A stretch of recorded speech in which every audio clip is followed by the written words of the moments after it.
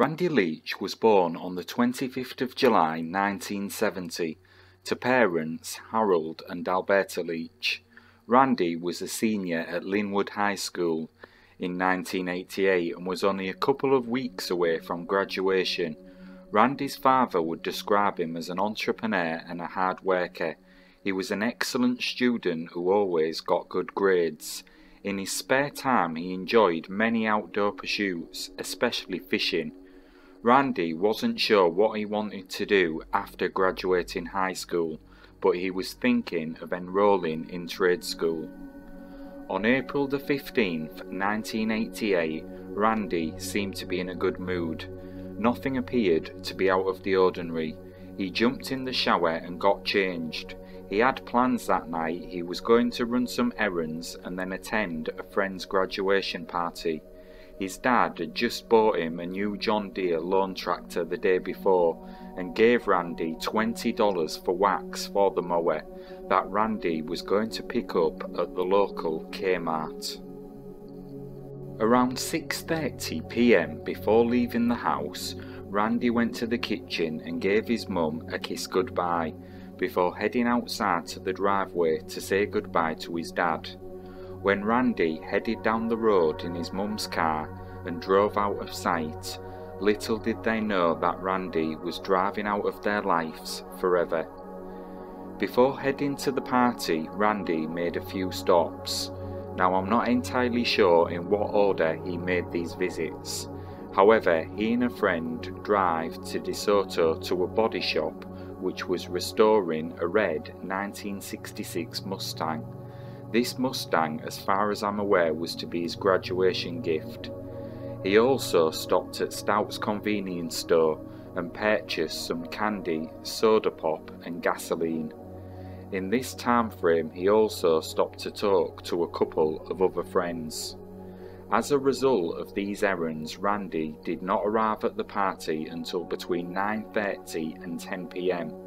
The party was held in a rural area near Linwood, and I believe it to be an outdoor bonfire type party. There were roughly between 50 and 150 guests that attended this party. Witnesses recall Randy to have trouble walking, as if he was possibly intoxicated. However, it's unclear if he actually consumed any alcohol, as he was never seen with any alcohol in his hand or consuming any alcohol. It is believed he had around $50 to $60 in cash on him at the time. As the night wore on and people gradually leave the party one by one, Randy is offered a ride home. However, Randy didn't have his keys. While Randy looks for his keys, the friend takes one of the last few people at the party home, and when he returns, both Randy and his car are gone. He may have left the party between 1:30 and 2 a.m, but some witnesses reported seeing him there as late as 2:15. However, no one actually saw Randy leave.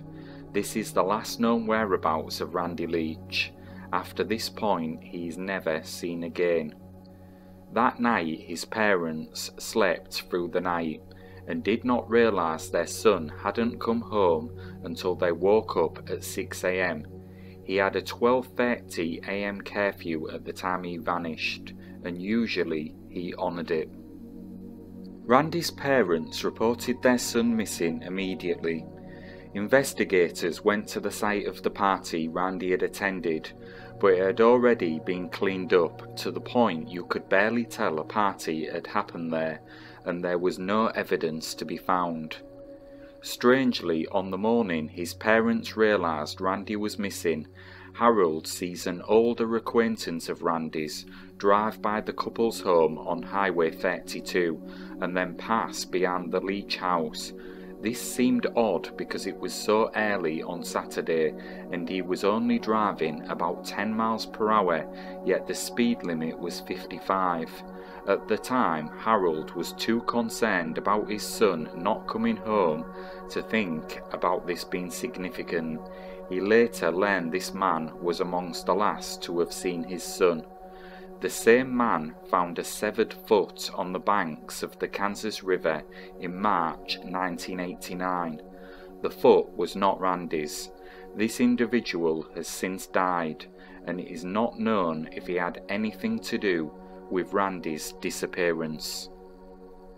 Later in 1988, a man told police that he had been kidnapped by a cult and held in a cave for 2 weeks.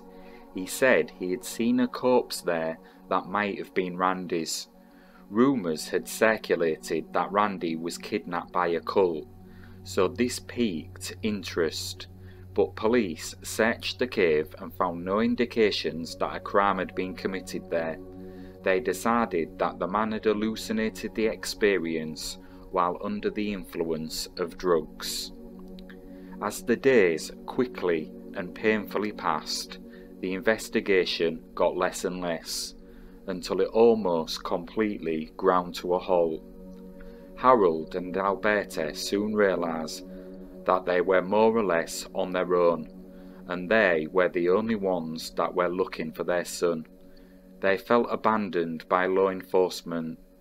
From then on, the couple devoted their life to searching for their son. Every single day they searched, fighting local law enforcement and anyone they could to get more assistance in searching for Randy.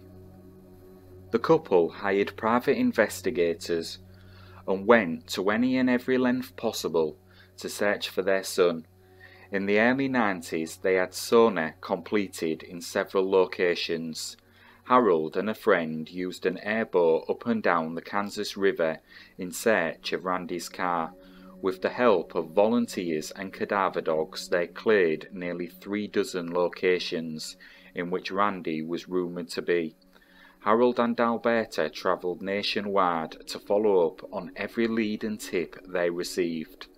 They knew Randy liked Colorado, so they made trips posting flyers the length of the I-70 across Kansas and Colorado. It made no difference what kind of lead he and Alberta received, whether a sighting of a young man in southern Kansas or even a lead of a possible sighting in Idaho, they went to find him. 3 men were arrested in early 1993 on suspicion of Randy's kidnapping and murder. However, they were released without charge, and police admitted they made a mistake in arresting them in the first place. Randy's parents were never going to give up. They made calls to many politicians to ask for help, but they were denied an inquisition, an investigation, search of caves, and a cold case task investigation. Throughout the past 34 years, there has been endless searches for Randy organised by his parents. The searches have never ceased. Unfortunately, Harold passed away in 2021 without ever knowing what happened to his son.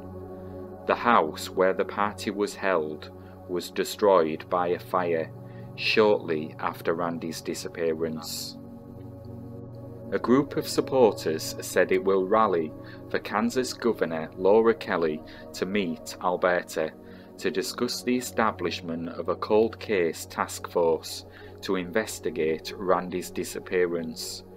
Previously, the organisation noted that Governor Kelly and state law enforcement had repeatedly dismissed the Leach's family's pleas for help. The group said Alberta will arrive at the State House with 24,000 petition signatures and with the support of the community hope to urge the governor to help find Randy.